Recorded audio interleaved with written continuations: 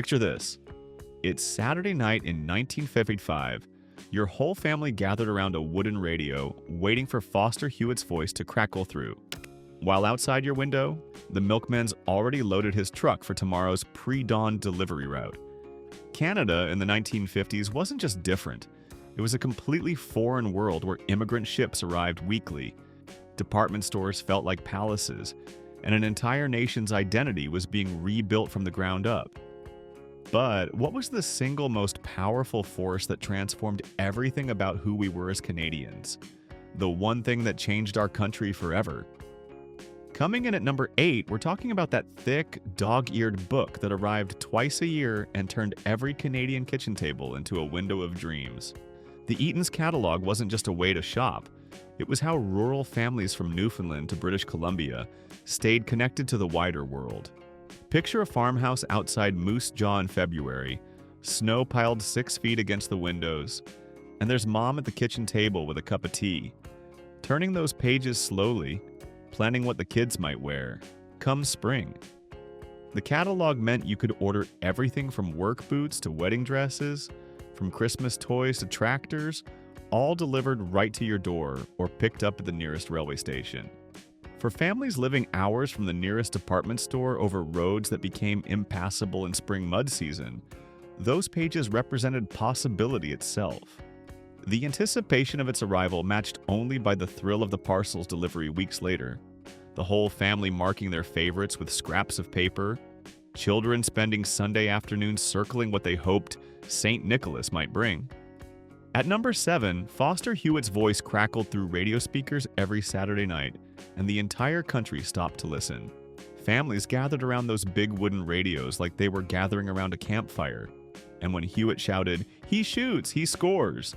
From Maple Leaf Gardens, fathers jumped from their chairs, mothers paused their knitting, kids replayed the moment in their imaginations. This was the 1950s when television was still a luxury, and radio made you part of something bigger than your own four walls, something truly national. From St. John's to Victoria, millions of Canadians experienced the exact same thing at the exact same time. United by Hewitt's voice and the sound of skates cutting ice, Hockey Night wasn't just a broadcast, it was the soundtrack to winter itself. The reason every kid practiced slap shots on frozen ponds while mimicking Hewitt's cadence, dreaming of hearing their own name called out in that legendary voice. Number 6 takes us to those early morning hours when glass bottles clinked on doorsteps as reliably as sunrise. The milkman arrived before dawn in his white uniform, driving his electric truck that hummed quietly through residential streets, leaving behind fresh milk with cream so thick it pushed the cardboard cap up like a tiny frozen mountain in winter. This wasn't just about convenience. It was about trust and routine and knowing your neighbors, about a social fabric woven from small daily interactions. The milkman knew which families needed extra cream on weekends for baking, who was expecting company, whose kids drank chocolate milk by the gallon. You'd leave empty bottles on the porch with notes tucked inside. 2 quarts tomorrow, please. Or, hold delivery until Tuesday. The bottles themselves were works of simple beauty. Heavy glass with the dairy's name embossed on the side, returned and sterilized and used again, nothing wasted. This ritual connected Canadian families to local dairies, to their neighbors, to a time when commerce still had a human face. Coming in at number 5 is something that defined small-town Canadian life. The church social and community hall gatherings that filled Friday and Saturday nights across the country. Community halls filled with families dressed in their good clothes, women having spent all afternoon preparing butter tarts and Nanaimo bars and date squares. These weren't just religious events. They were the beating heart of social life, where teenagers met and flirted under watchful eyes, where men discussed crops and hockey while women exchanged recipes and kept tabs on who needed help. The hall smelled of coffee percolating in enormous urns, of homemade pies, of cigarette smoke and wood floors and potluck suppers. There was always a piano player, someone's uncle with a fiddle dancing, waltzes and polkas and square dances. Children ran wild between the chairs while parents played euchre and cribbage at long tables. The church social was where courtships began. where business deals were struck with handshakes, where entire communities reinforced the bonds that got them through harsh winters and hard times.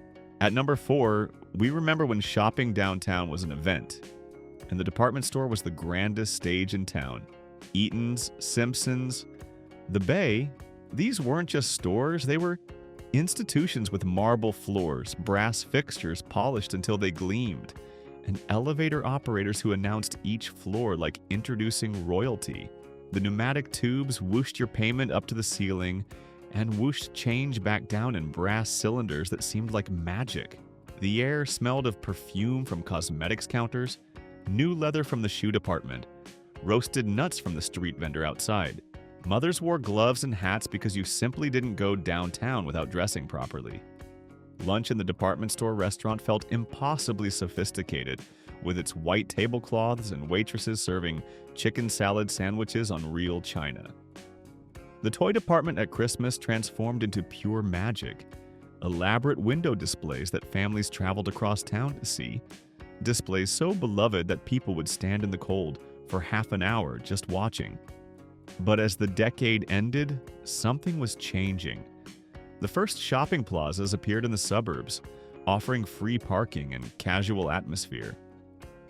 The ritual of downtown shopping, with all its formality and theater, began its slow decline. Number 3 brings us to something that connected 1950s Canada directly to the war years. The Victory Garden mindset that persisted well into the decade. Canadian families hadn't forgotten the lessons of rationing, of making do with less, of growing your own vegetables because it was both patriotic duty and practical necessity. Backyards across the nation were half gardened, producing tomatoes and green beans and carrots and potatoes. Mothers and grandmothers canned and preserved with passion, spending long August days in steaming kitchens. Basement shelves lined with hundreds of mason jars of pickles and preserves and tomato sauce, enough to last through winter. This wasn't poverty. This was pride, the satisfaction of self-sufficiency, the knowledge that your family could eat well even if money was tight. Grandmothers who'd lived through both wars taught their daughters that waste was shameful, that frugality was virtue. The smell of boiling vinegar and pickling spices filled houses in late summer, and children learned early how to shell peas sitting on back porches. But as the decade progressed and supermarkets grew larger, as prosperity increased and freezers became common, this vital connection to the land gradually loosened its grip. Coming in at number 2 is something that captured the Canadian imagination like little else: the TransCanada Highway. When the decade began, there was no continuous road linking the country from east to west.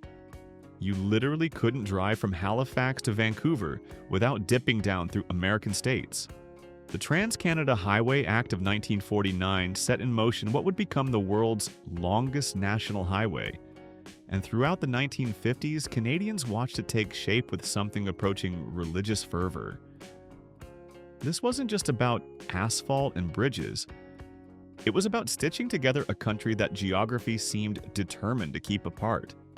Families began planning road trips that previous generations couldn't have imagined, buying station wagons for these grand adventures, studying maps showing the highway's progress. The construction sites themselves became tourist attractions on Sunday drives. Families would pack picnics and watch crews blast through solid granite or build suspension bridges, marveling at the engineering and sheer audacity. Radio reports updated the public on each new completed section like battle victories, and ribbon-cutting ceremonies felt like national celebrations. And here we are at number 1, the single thing that perhaps defined 1950s Canada more than anything else: the massive wave of post-war immigration that fundamentally transformed who we were as a nation.